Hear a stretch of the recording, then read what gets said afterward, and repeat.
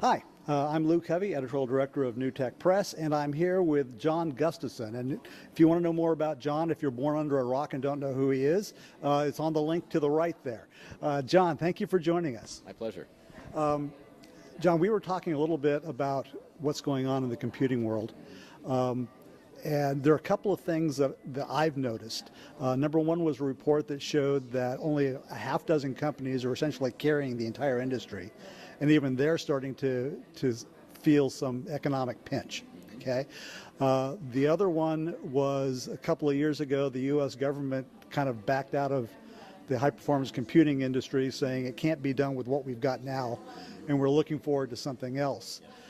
With your background and your understanding of what we need, can we approach the computing needs of cloud and high-performance computing with the processor and memory infrastructure that we've had to have today? Well, no, I think we have to get out from that kind of legacy because that's just holding us back. And people are getting out from it by building things like accelerators. They're using GPUs. There's all kinds of things that you can sneak in that are not x86, that are not ARM, that are much more adapted to current technology needs. And so that's, I think, how people are gradually going to get out of this mess.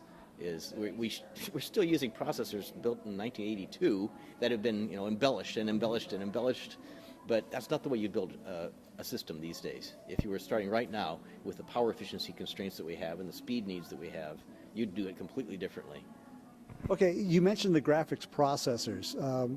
Is that really a viable option, or is that just another kludge like the x86? It's a little bit of a kludge, but you see, people aren't so fixed on compatible instruction sets, so there's a lot more freedom, which is one of the reasons I went to AMD, is because they can do all kinds of things to those processors, and no one ever sees anything but the library level. And if you get a designer that kind of freedom, amazing things can be done.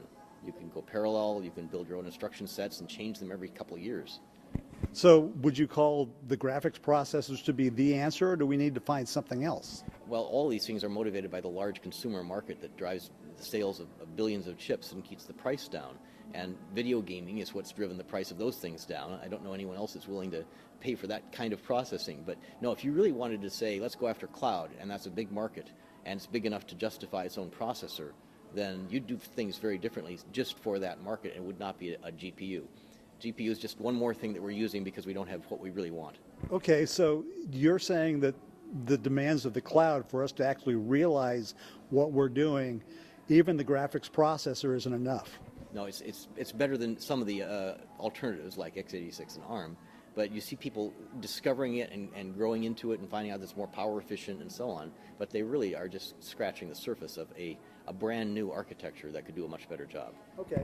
I was talking to the CEO of Oculus Rift a couple of weeks ago, and he made the comment that the actual vision that he and Mark Zuckerberg have for the Oculus headset, which you essentially was to put into a pair of glasses, yes, won't be realized for at least another 30 years because of the lack of processing power. He was saying essentially they're going to have to build out data centers on a more massive scale in order to get to that point. Would it be possible for us to develop some sort of accelerator appliance that would get us there faster? Almost certainly, and of course that is related to graphics type processing, although it's not the same as video gaming. But yes, you do want to be able to do certain kinds of compute intense things that are exactly designed for like what Oculus Rift does.